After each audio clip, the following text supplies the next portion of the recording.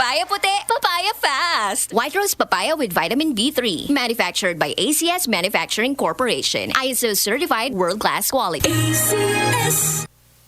Good news mula sa Department of Agriculture at PhilMec. Mag-apply at sumali sa FCA's Farmers Cooperative Associations at pwede ka nang makinabang sa programang RCEP Mechanization Program na naglalayong tulungan ng mga magsasaka na makatanggap ng mga makinaryang pansaka. Dahil sa mga makinaryang yan, maaasahan ng magandang ani at kita. Para sa karagdagang impormasyon, makipag-ugnayan sa tanggapan ng PhilMec o Facebook page nito. Basta RCEP Machinery Distribution sa PhilMec yan. Aarangkada ang magsasaka sa tamang makinarya. Lumipas at magbago ang panahon. Iisa at nakatatak ang kauna-unahang himpilan sa paghahatid ng serbisyo publiko at balita. Ito ang Radio Mindanao Networks. Higit 6 na dekada sa paglilingkod sa masang Pilipino.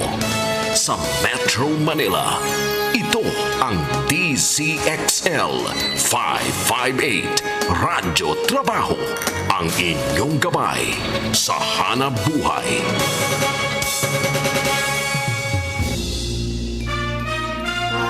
Malaki man o sa maliit na paraan, pwede kang maging bayani sa sarili mong kakayahan.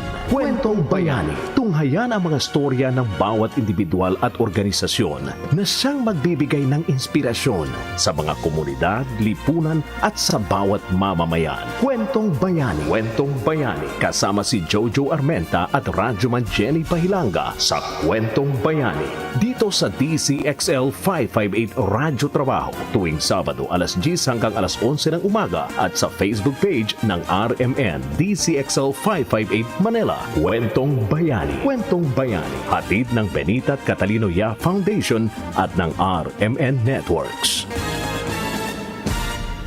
Kwentong Bayani. Kwentong Bayani. Magandang umaga po ng Sabado sa inyong lahat. Kwentong Bayani ngayong pong araw na ito at syempre March 12 na po tayo 2022. Ang Kwentong Bayani natin sa inyo ng RMN at ng BZYF. Ako po ang inyong radyoman, Jenny Pahilanga at syempre ang aking partner Jojo Armenta. Good morning! Good morning, partner Jenny, at good morning po sa ating mga nakikinig ngayong Sabado ng umaga. Mainit-init na umaga sa ating lahat, no? Sa mga viewers po and listeners ng ating Kwentong Bayani for this morning, good morning po sa ating lahat. Uy, maganda yung ating pinag-usapan last week, partner from Hong Kong, di ba? Yes, dahil we're celebrating Women's Month, this March. Kaya naman tuloy-tuloy lang yung ating mga usapang ganyan related to technology dahil in preparation for April sa highlight month ng BCYF about technology and of course in celebration of Women's Month this March. At ano pa lang ho yan umpisa pa lang ng March namin yung maganda naming pinag-usapan. So today, syempre pa yung magandang episode na aming ibabahagi sa inyo, partner. Di na natin pakatatagalin pa, pero bago yun, imbitahan ho namin kayo ni partner Jojo na tutukan po ang RMN DZXL 558 Manila. I-like, i-share nyo na po yung aming program, Kwentong Bayani, at sa aming YouTube channel, DZXL 558. Partner Jojo? Yes. So ipakilala na natin ang ating unang panauhin ngayong umaga. Excited na rin akong marinig yung kanilang advocacy. So ang ating pong guest for this morning is the Area Manager of Plastic Bank Philippines in North Luzon region. So ayan, let's discover what they're doing and their goals para sa ating bansa. Narito po si Mr. Romel Espino. Hi, Sir Romel. Good morning. Good morning, Sir Romel. Live. Hi, Jojo. Hi, Miss Jenny. Magandang umaga. Good morning po. Magandang umaga rin sa inyong tagapakinig dito sa inyong programa, Kwentong Bayani, RMN DZXL. Ayan. Kompletong. So, Sir Romel, partner, go ahead. Unahin ko na, Kasi I'm so curious, kaya ako din na-invite ang Plastic Bank Philippines. So, sir, can you tell us more and share to us yung, ano nga ba ang ginagawa ng Plastic Bank Philippines? Ayun, sige. Ang Plastic Bank Philippines kasi nag-start ang operations nito sa Naga City noong 2018 sa Camarines Sur. Sa tulong ng ating mga corporate partners, ang Plastic Bank Philippines ay nakapag-set up ng ethical recycling ecosystems. Ito nakapag-employ ng mga locals, individuals na magmamanage ng ecosystems that will enable them to exchange of all kinds of plastics for currency and other rewards. Yan. Plastic Bank, it's a global company actually. Ito po, kami po ay nag-ooperate sa ibang mga bansa katulad po ng Egypt, Brazil, Indonesia, siyempre dito sa Pilipinas. Magbubukas na rin ang aming Thailand at ang Cameroon sa Central Africa. Yan yung operations ng Plastic Bank. Uy, yun pala yun, partner, no? Yung Plastic Bank.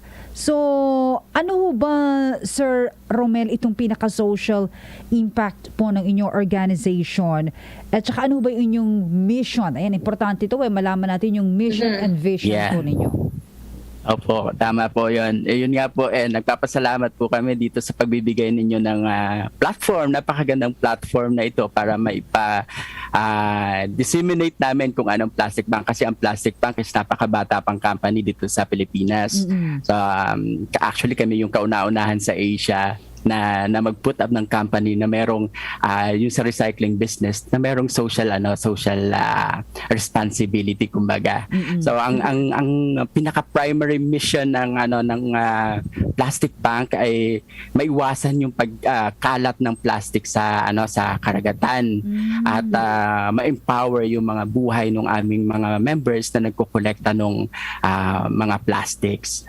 Well, itong isa nga sa nakakalungkot, Jenny, no, at saka Jojo, base dun sa isang article ng September na post online noong September 21, ito yung reuse.thisbag.org.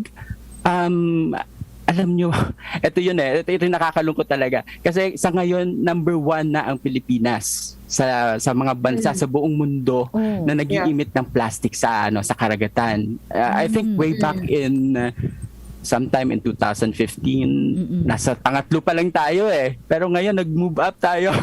Nag-move up tayo sa unang pwesto. Ito yung nakakalungkot sa atin. At ito yung gustong i-mitigate or talagang tanggalin ng Plastic Bank. Kumbaga nag-uumpisa kami doon sa aming mga miyembro, tinuturuan namin sila. We conduct trainings kung paano yung tamang pagproseso ng mga plastics. Ganyan. Tapos yung sa usaping social impact naman, sa ngayon meron kaming 55 active na partner branches. Ito yung mga junk shops. Tapos 80 collection points.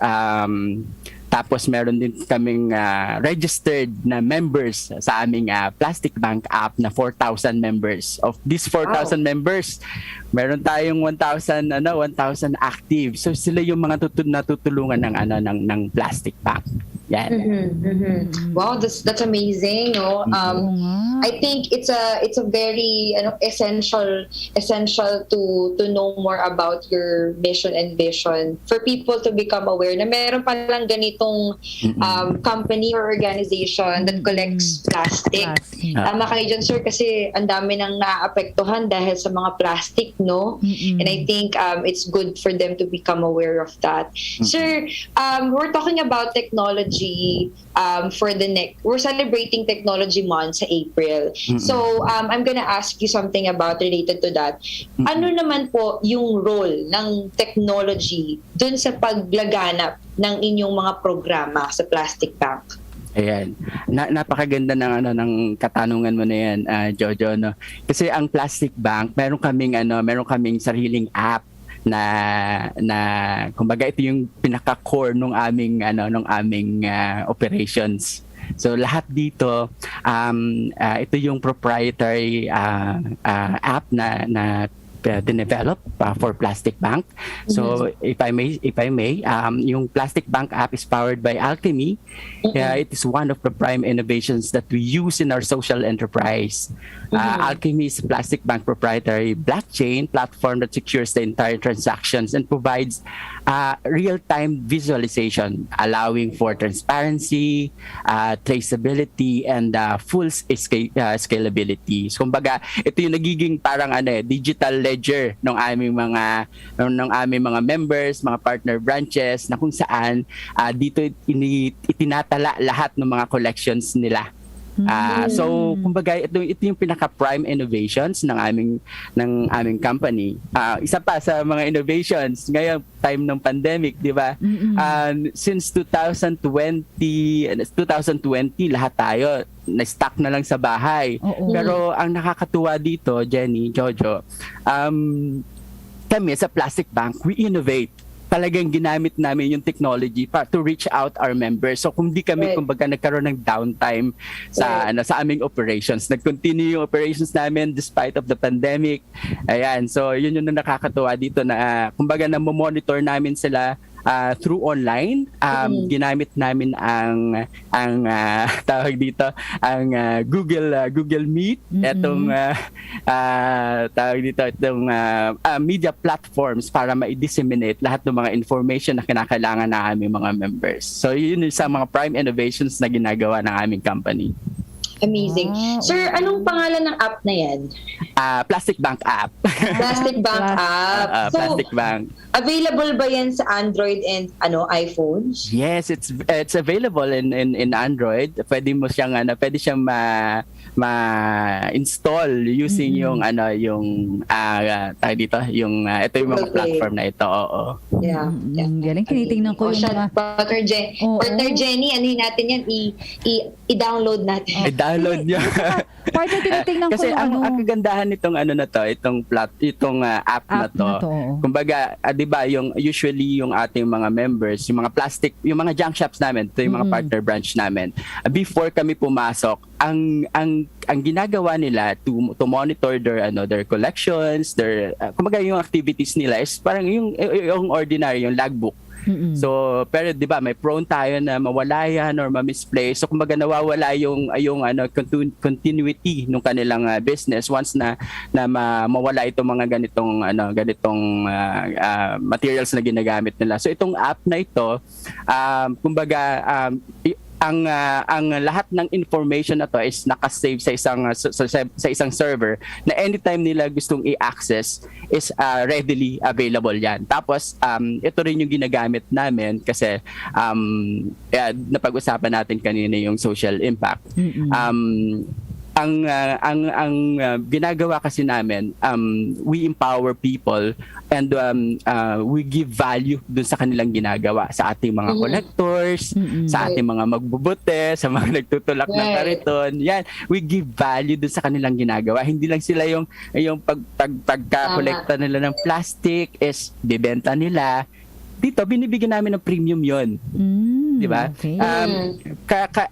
Ang aming sistema dito, bawat kilogram ng plastic is nakaka-receive yung aming mga members ng incentives. May mga corresponding incentives yan na maaari nilang ipalit ng mga groceries, na pwede nila ipambayad ng kanilang mga bills. So yun, on top of dun sa kinikita nila, meron pa sila mga incentives at saka rewards na nakukuha coming from Plastic Bank.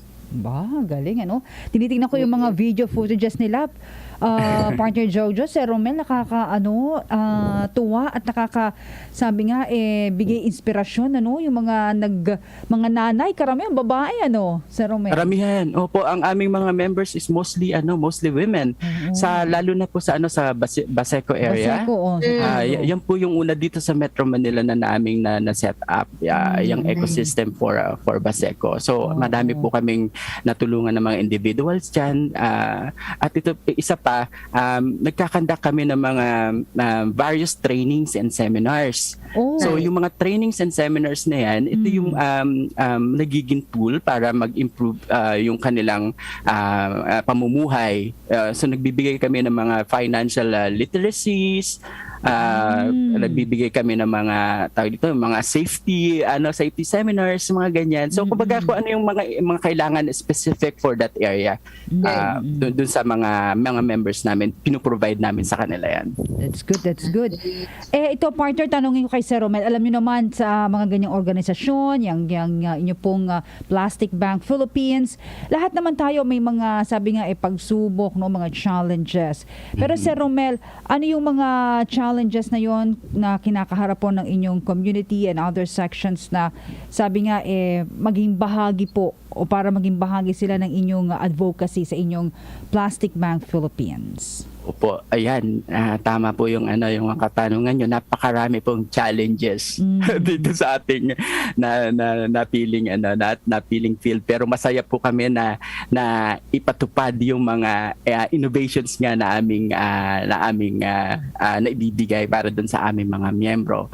So ngayon kasi ang junk shop kasi dito sa Pilipinas is actually an underestimated industry. Our recycling centers are frontliners in waste management that initiate and help the environment, pero sila pa yung hindi nabibigyan pansin masyado ng ng ating gobyerno, ganyan, ng mga private individuals. So yun yung medyo parang challenges. And sa ngayon kasi may mga policies tayo, may mga batas tayo when it comes to environment. Kaya lang ang nagiging problema kasi, kaya nga tayo number 1 doon sa mga plastic emitters sa buong mundo is itong mga policies na ito ay hindi naipapatupad ng maayos. Hindi sila napapractice or na-i-enforce sa ating bansa. Do you have example or any situation, sir, na hindi napapatupad? Yun na lang, sa segregation na lang, Ms. Jenny. Diba? Meron tayong batas sa segregation, pero ang nangyayari kasi based on our actual experience at sa pagtatanong na rin namin sa aming mga paleros, kasi yung makikita mo yung mga truck na umiikot sa ating community. Tanungin mo muna kami ni partner kung kami ba ay naghihiwalay. Partner Jojo. Yun nga po. Ako partner Jenny, totoo, nagsisegregate talaga. Galing. Ako din. I'm very proud of that. Ako din. Sa ating kumbaga sa ating sarili na lang mismo, in our own effort, matuto na tayo, no? Kaya lang kasi yun nga, pagdating dun sa mga trucks, kumbaga as individual nagsisegregate tayo, ano po? Yes. Pero pagdating dun po sa mga trucks, sama-sama na rin po sila. Exactly. Po yung nagiging problema sa mga challenge yan. Kumbaga, ito yung problema kaya dumadami yung mga landfill natin, ganyan. So hindi natin na papakinabangan yung maaari pang ma-reuse natin at may reintroduce dun sa system, sa ating economy or sa ating daily pamumuhay. Yun. So yun yung problema. Bakit nga partner Jojo? Ba't ganun? Okay. Alam mo, actually I think tama yung ginagawa ng Plastic Bank. Hindi lang dapat, sir, I think for me in my suggestion, based on my observation din sa community, I think i-empower din dapat ang local government to really be strict on segregating yung mga nabubulok sa di nabubulok at yung pwedeng ma-recycle. Iba kasi yung pwedeng ma-recycle sa hindi nabubulok. Kasi yung hindi nabubulok, minsan, they're considered as wala na talagang use. Correct. Pero, meron namang mga bagay na pwedeng i-recycle. So, I think dapat talaga ang local government should be strict and should implement that law. Diba? Oo. Jojo, ito pa yung isang nakakatuwang namin kasi 'di ba ang Naga nga is isa sa unang-una namin naging partner sa ecosystem. Meron kaming partnership with the LGU ng Naga. So lahat ng municipalities diyan, lahat ng barangays is activated sa amin sa ecosystem ng Plastic Bank. So lahat ng mga barangays, meron silang mga MRFs. Kumbaga yun, talagang natututukan namin ang Naga citywide na ecosystem na yan. Nakakatuwa sila dahil in-empower nila yung kanilang communities, yung individual para talagang may patupad yung recycling at saka yung segregation. So parang Sir Romel, sila yung pilot area nyo, gano'n? Yes, correct. Ang Naga. Wow. Sino ba yung friendship tuloy? Partner, sino ba yung taga-Naga? Sino ba taga-Naga? Si Kilala ko yan. Ay, naku ha. Kilala ko yan. Okay, partner, go. So, tawag dito, Sir Romel? Yung isa kong question is, di ba may nabubulok at di nabubulok? Anong suggestion mo yung dapat gawin sa mga nabubulok? Kailangan bang kolektahin pa din yun ng mga dump trucks o pwedeng sa loob ng isang bahay mag-assign na lang ng area where doon yung mga nabubulok, since nabubulok naman sila, they can be pataba ng mga diba, ng lupa. O pataba ng lupa. General kasi talagang yan diba, nandun sa ating sa act yan ng doon sa ating Environmental Act. Meron yung meron yang kumbaga kinokolekta din kasi talaga yan ng government yung mga nabubulok. Kaya nga tayo meron proper segregation. Yes. Ngayon ang problema kasi nga sama-sama na siya napupunta doon sa mga trucks. At isa pa sa mga challenge nitong area na to is yung sa location natin.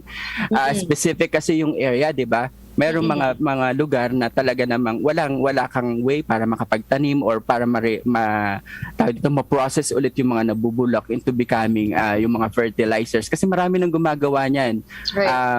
Sa ibang mga communities iniipon nila yan sa rooftop. Actually sa rooftop ko ganun yung ginagawa ko. Meron akong mini garden na lahat ng mga nabubulok ko na refuse dito sa bahay is inaano ko yan, ginagawa kong pataba dun sa mga tanim. Yun nga. Yun ang maaari nating gawin para hindi na tayo makadagdag pa sa kumbaga sa pagdami ng mga tinatapon natin. Kung meron tayong area sa ating mga kabahayan, tayo na mismo yung magpusa na tayo na yung mag-recycle ng mga ganitong produkto. Right. So, ayun nga po, sir, since i-relate ko ulit sa technology, no? Meron bang future adaptation for other technologies ang plastic bank para mapalago ang inyong programa? Sa ngayon, yung aming plastic bank app is continue evolving. Nag-a-adapt yan.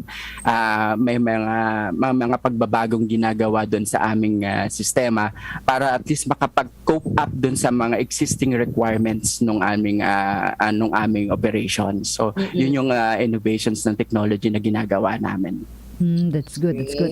At teka lang, partner Joe, tatanong ko na, Sir Romel, nare-recognize ba kayo ng government like the DNR and the other same NGOs, yung inyong Plastic Bank Philippines? Like of course, BCYF, of course. Pero from the government itself? Sa ngayon po, nagsisimula pa lang po kami makipag-tie up sa Department of Environment. Yun nga po, sinumpisahan din po namin yan sa Naga kasi po yun talagang Naga kasi set up na siya. Kumbaga fully set up yung ecosystem ng Naga.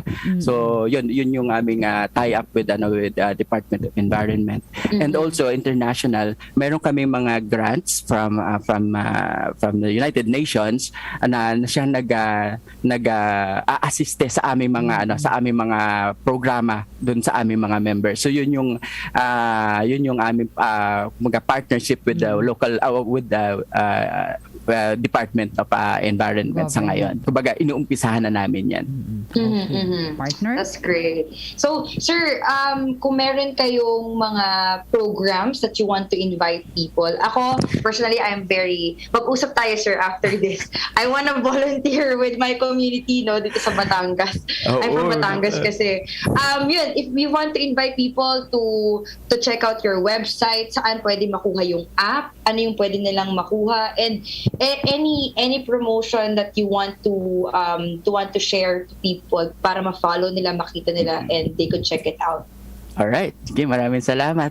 So sa lahat po ng nagnanais na magmaki-partner sa amin sa Plastic Bank, maaari po kayo mag-message sa amin through our website, plasticbank.com, at meron din po kami Facebook page, Plastic Bank Philippines, sa Instagram naman, at Plastic Bank PH, yan po. So maaari po kayo makipag-coordinate. Ang sasagot po sa amin yan ay ang napakabait po naming marketing manager na si Miss Camille Nunez. Siya po yung pero sa ngayon nga po ongoing po yung aming pagde-develop ng ecosystem. Ang isa sa mga primary project namin is yung collection center. Ito yung mga private individuals na walang knowledge or kaalaman sa recycling industry. So kumbaga tinutulungan namin sila from the ground up. Kumbaga lahat ng pangangailangan nila doon sa pagse-set up ng recycling business is ina-assist din ng Plastic Bank. So yun. So kung mayroon po kayong kung na-interesado po kayo, maaari lamang po ninyo kaming i-message.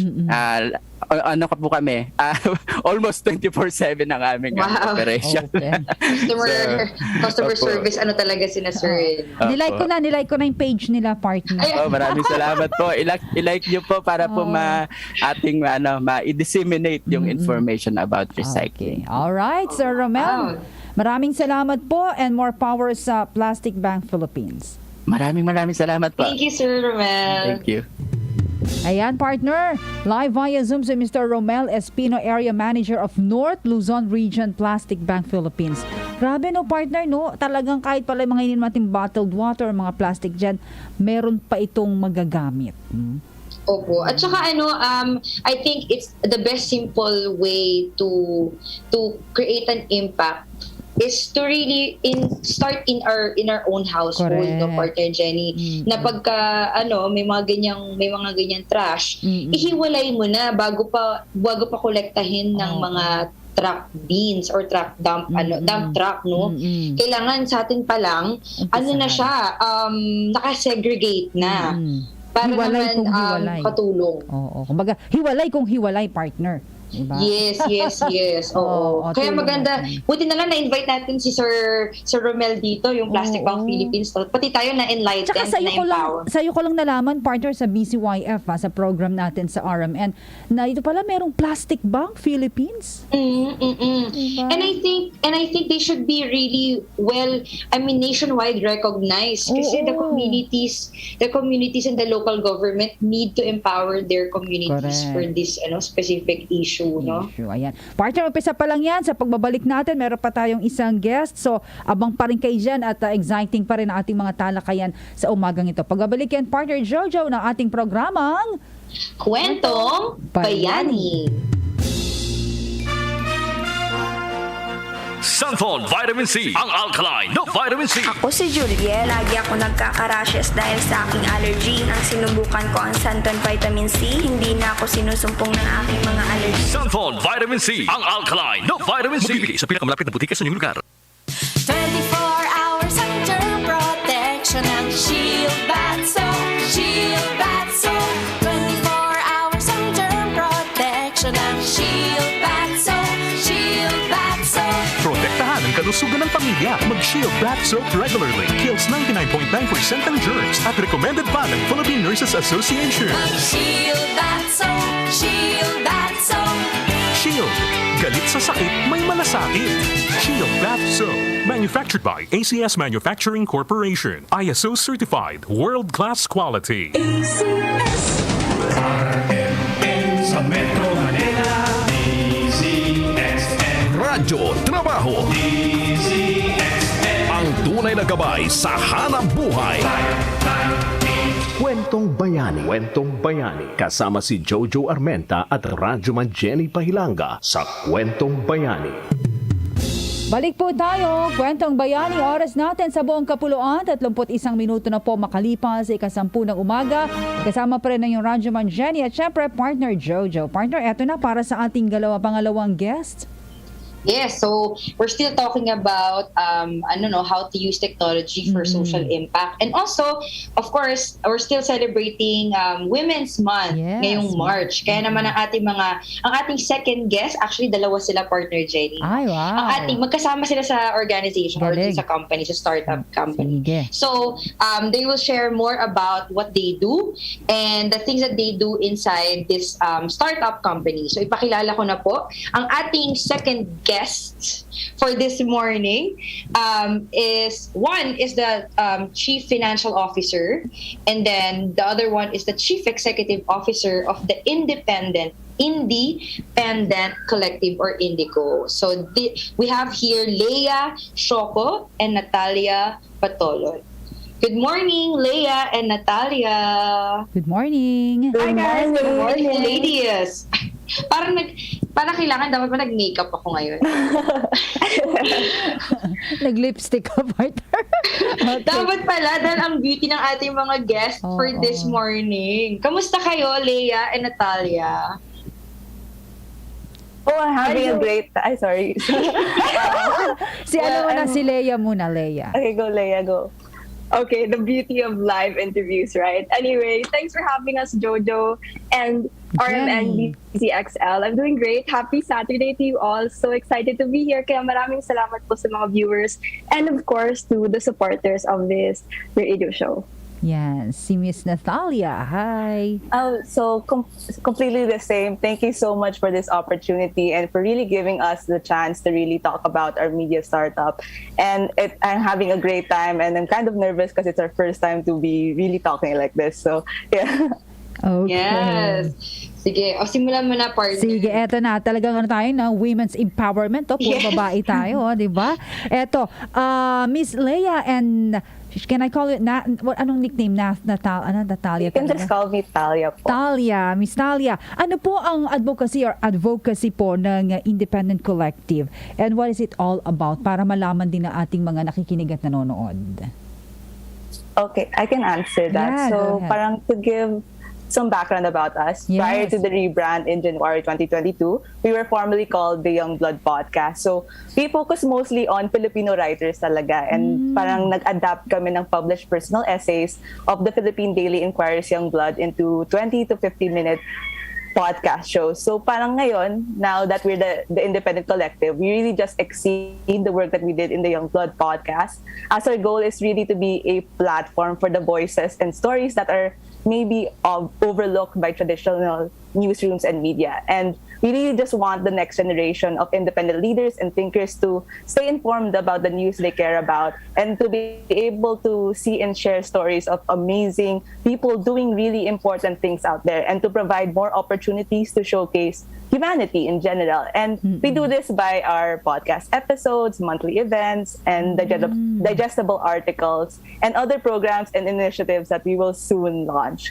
So we just basically really want to promote Filipino youth talents and stories to our growing audience, as we believe that we don't get enough representation even in our own country. And a story that we often share, that Leah and I, is that she was set to study abroad kasi, and she really wanted to go abroad mainly because of the book she's read, the film she's seen, and the products that she has used.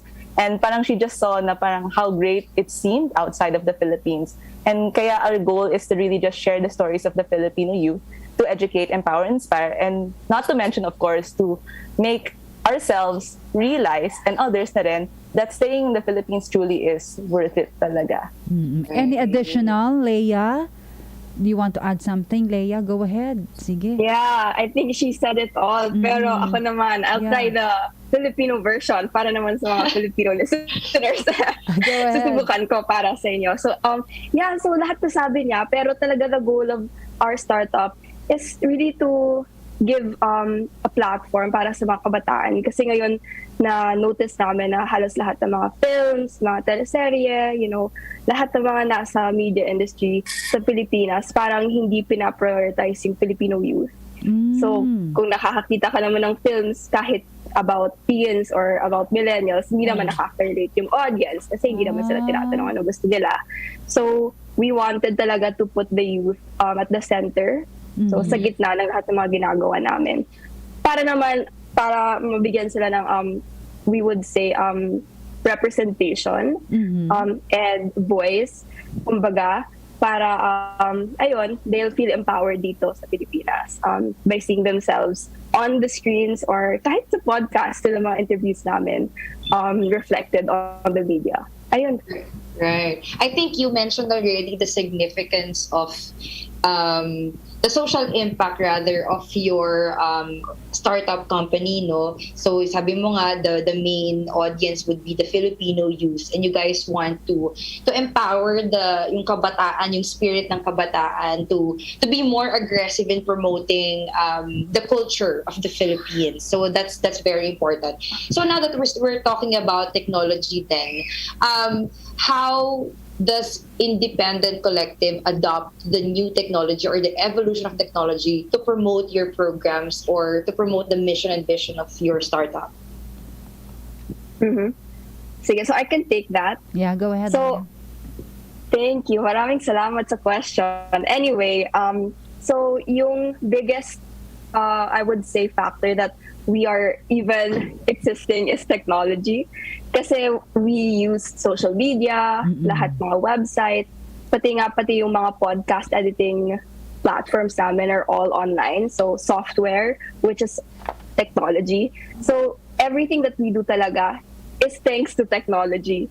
You know, we are not a very big company or like a well-funded one. So lahat talaga, we rely on our own advertising skills, on social media para naman we can reach more people. So technology plays a big, if not the biggest part dito sa aming journey as a media startup. Also like to highlight kasi na we are relatively young, so we're approximately 2 years old. This year we're turning 2, pero as of now parang 1 year and a few months pa lang.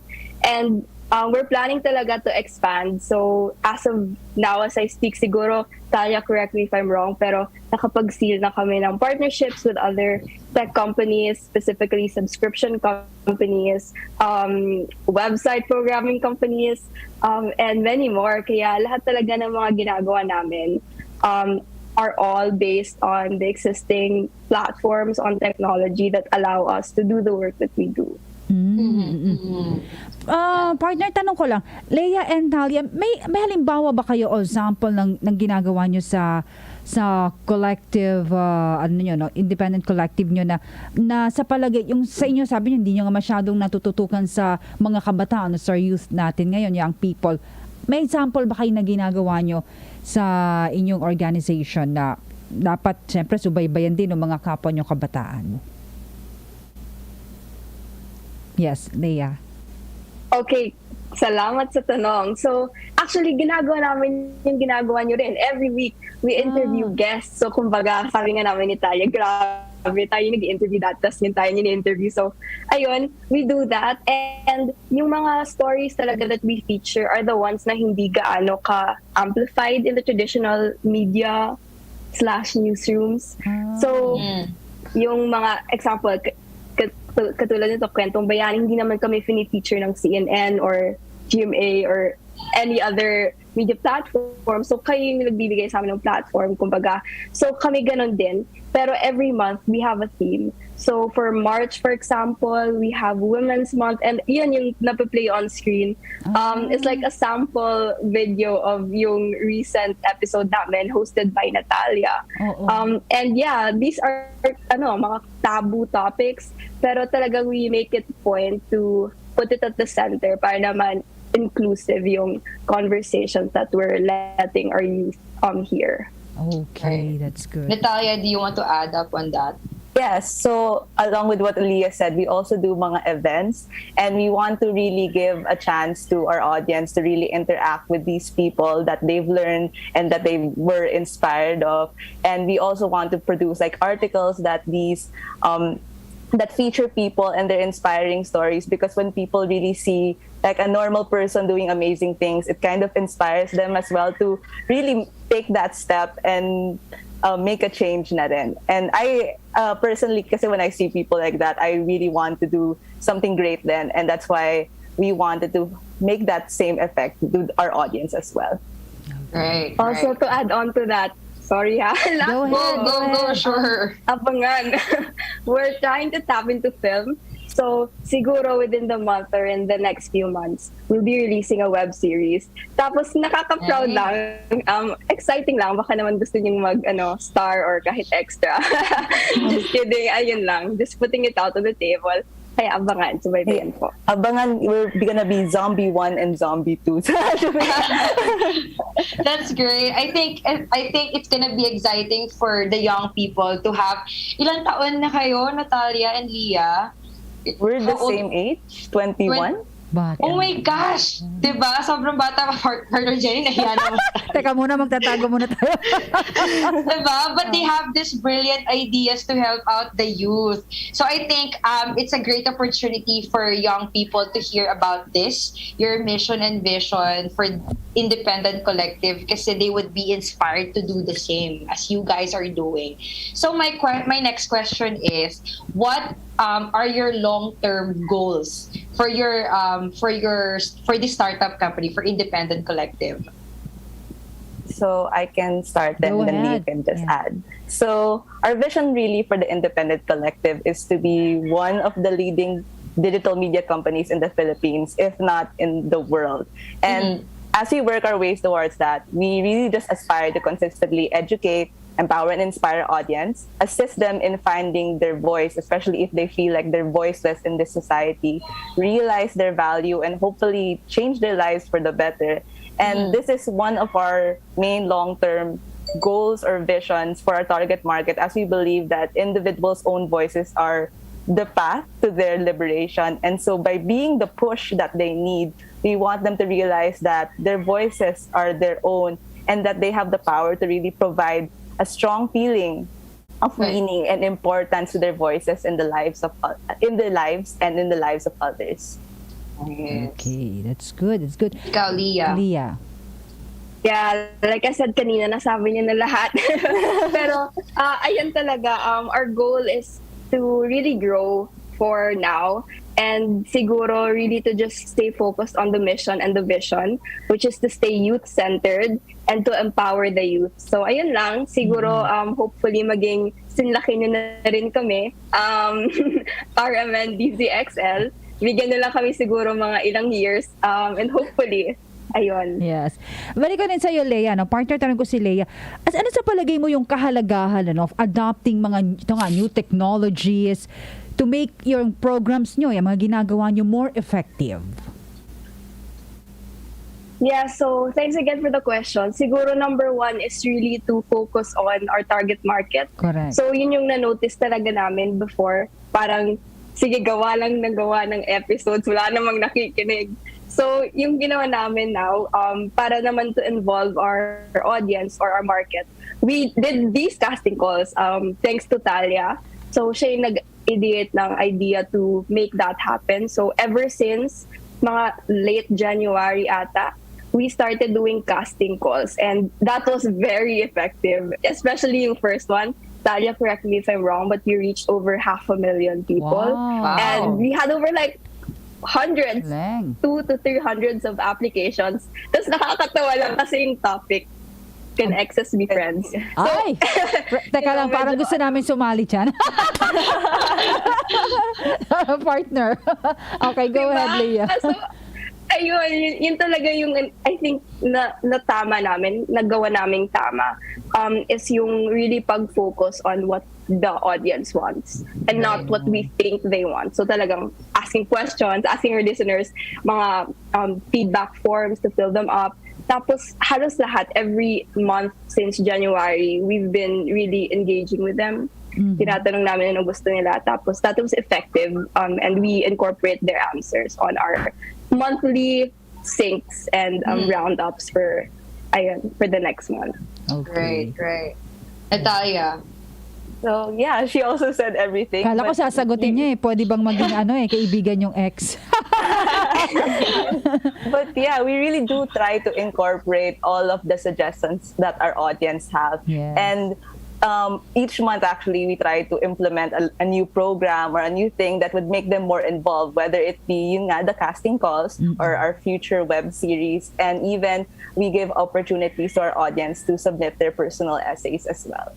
That's amazing. Have you guys partnered with any government agencies or other NGOs that could, help you out in expanding the reach of your startup?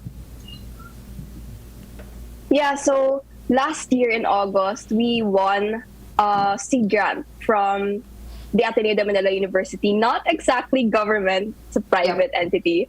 Pero we were able to really parang move fast because of the help.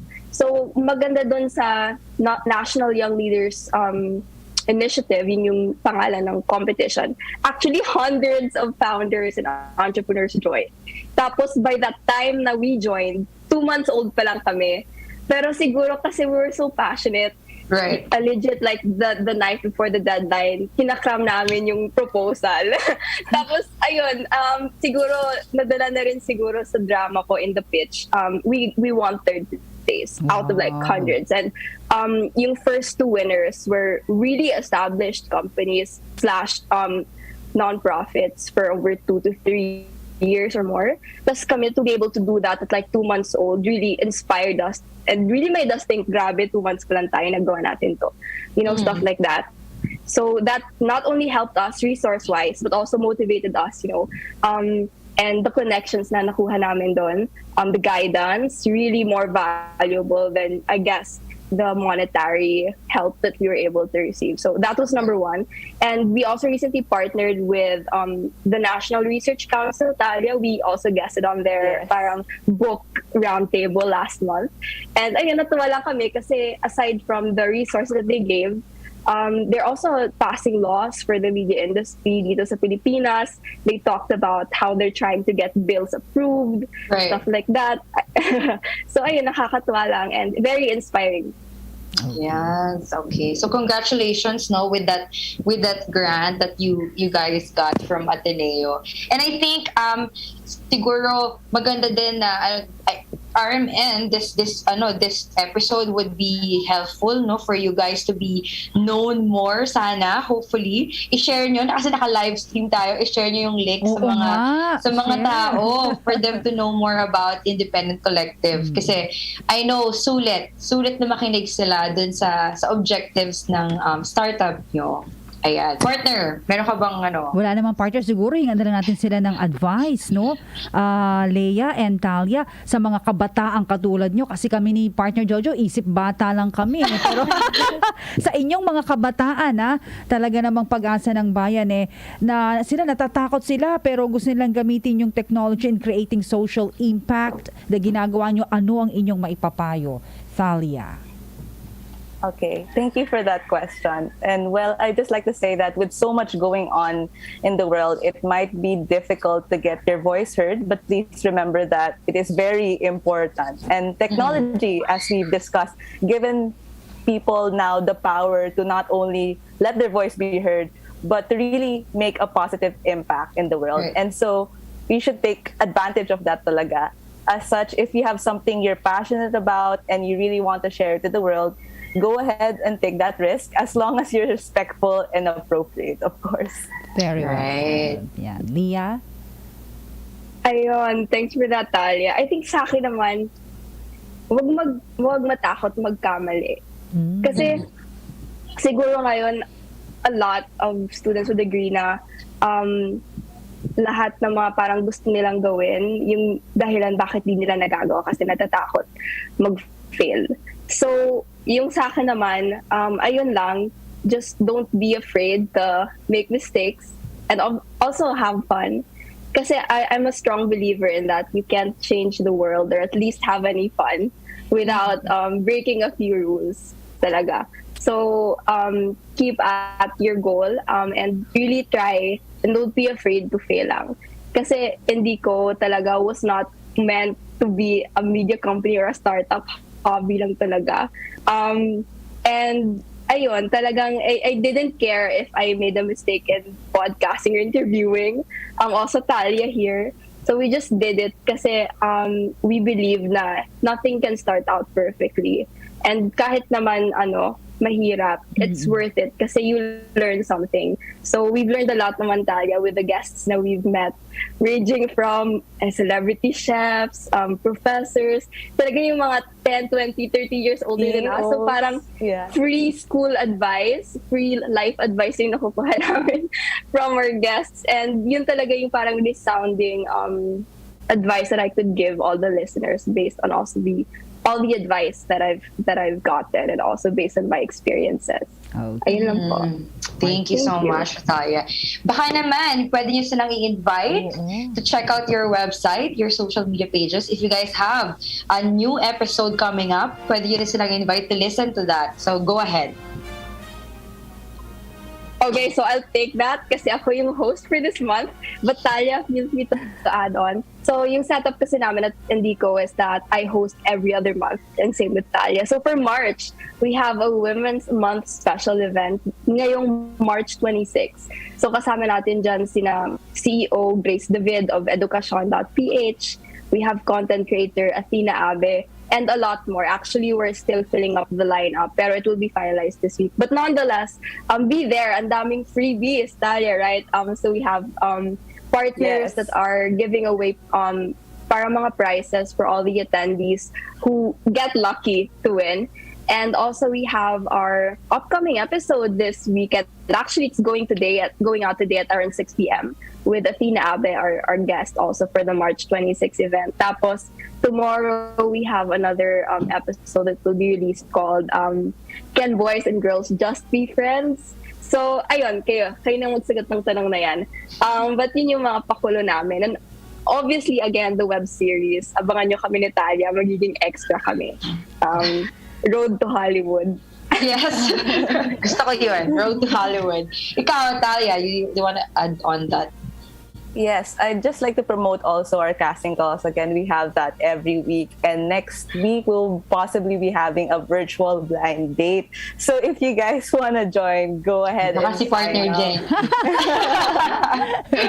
And yeah, so we have events every month talaga. And next month, I really wanted to focus on artists. And the title of our event is actually The Art of Pursuing Your Passion. So we will be talking with people who really took the risk and just chose their passion for arts over like the corporate setting. Right. Wow. Do you have social media pages or your website? Yes, everything is The Independent Collective, and on Instagram it's the.indie.co. Sige, okay. Yeah. Tapos makita niyo lang itong logo of this logo. Yeah. Yan, kami po yan. Alright. Wow, okay. Thank you so much, Leah and Natalia, for your time and for joining us this morning. Friendship akong friendship partner. para tayong nagsasalamin. Oo, diba? Talaga ba? Ayan si Leah at si Natalia magaganda. So salamin tayo sa kanila. Parehong magaganda, tsaka mga bata. Maganda rin kayo. So alam mo na, partner Jenny, meron silang virtual blind date. Oo nga. Sali tayo dyan, Thank you, Leah and Natalia. Thank you. Thank you so much. Thank you. Happy Saturday. Happy weekend, everyone. Thank you, ladies. Ayan, partner, ang galing, nako, iba talaga yung, alam mo, iba yung power ng mga kabataan, di ba? Yes, oo. At saka, saktong-sakto yung pasok nila kasi, since we're talking about technology and Women's Month, ginagamit talaga nila yung mga podcast, narinig mo na naman, yung podcast, they're interviewing people to inspire other young people as well to pursue their passion, especially in writing. Magaling ng mga kabataan. And with that, partner, meron ka bang special announcement? Of course, from the BCYF sa ilang minuto na ating natitira. Go ahead. So we're still inviting everyone to like and follow our pages sa Facebook. Meron din kami sa YouTube, yung channel ng BCYF. Sa Facebook po, it's bcyfoundation.org. So abangan niyo po yung mga upcoming events na mga programa ng BCYF dyan sa Facebook page or sa website. So continue to follow us and continue to share this episode every Saturday po yan with RMN para din po mas marami pang ma-inspire and ma-educate sa aming mga guests every Saturday. At abangan nyo ulit next Saturday po ang aming episode na naman na syempre pag-uusapan pa rin natin, partner, more on ano pa rin tayo, no? Innovation Technology. Oo. And Women's Month, no? Women's Month. So related pa rin sa mga empowering women ang ating topic. Kagaya ni Leia at saka ni kanina, Thalia. Okay. Yes. Partner, maraming salamat. And with that, paalam na tayo para sa ating episode na ito. Go ahead. So once again, thank you so much po sa ating mga guests for this morning. Kay Sir Romel ng Plastic Bank Philippines, kay Leah and Natalia of Independent Collective. So nagpapasalamat din kami sa patuloy na nanonood at nakikinig dito sa RMN and BCY Foundation program every Saturday. So once again, ako po si Jojo Armenta from BCYF. At wala naman po sa RMN DZXL 558 Manila, Radyo Jenny Pahilanga hanggang susunod na Sabado. Sabay-bayan niyo po muli kami dito pa rin sa programang Kwentong Bayani.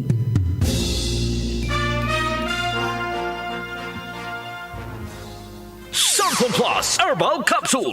Ako po si Angelica. May bukol po ako sa tuhod, kaya hirap po talaga ako maglakad. Nag-take ako ng Santon Plus araw-araw at isang buwan lang. Palit ang bukol ko. Epektibo talaga ang Santon Plus Herbal Capsule. Santon Plus. Mabibili sa mga butika.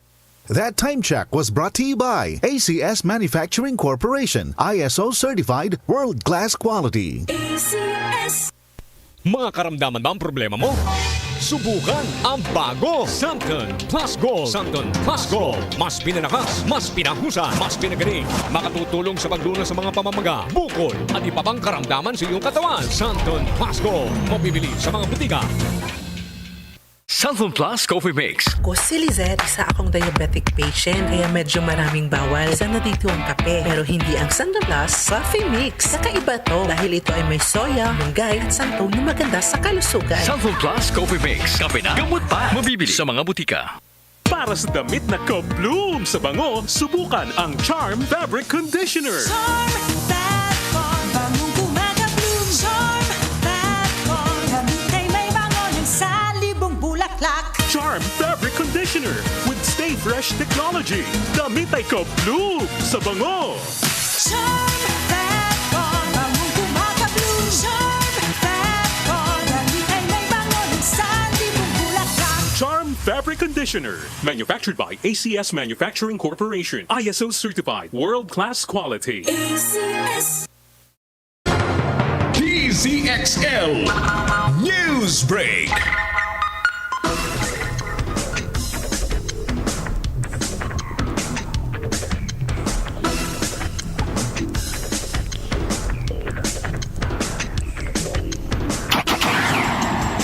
Magandang umaga mga kasama, narito na mga balita sa oras na ito. Pagbabakuna laban sa COVID-19, pahusayin muna bago ilagay sa Alert Level 1 ang buong bansa. Para sa detalye ng balita, Ex-Radyoman 1, Grace Mariano. DZXL Radyoman Report. Para kay Senator Francis Tolentino, mas makakabuti na pahusayin muna ang pagbabakuna sa lahat ng local government units bago isailalim sa COVID Alert Level 1 ang buong bansa. Diin ni Tolentino, marami pang bayan na mababa pa ang bilang ng nabibigyan ng bakuna laban sa COVID-19. Inihalimbawa ni Tolentino ang mga bayan at lalawigan sa Bangsamoro Autonomous Region in Muslim Mindanao kung saan 25% pa lamang daw ng populasyon ang nababakunahan. Pahayag ito ni Tolentino makaraang sabihin Economic Planning Secretary Carl Kendrick Chua na makakatulong ang pagsasailalim sa buong bansa sa Alert Level 1 para maibsan ang latay sa ating ekonomiya ng krisis sa pagitan ng Russia at Ukraine. Nangangamba naman si Tolentino na hindi na magpursige ang mga lokal na pamahalaan sa pagbabakuna kapag ipinatupad ang nationwide Alert Level 1. Sabi ni Tolentino, kapag ganito ang nangyari, malamang na masayang ang mga bakuna na karamihan ay ipinangutang pa ng gobyerno. Kasama mo sa Senado, Radyoman 1, Grace Mariano, Tatak RMN, DZXL 558.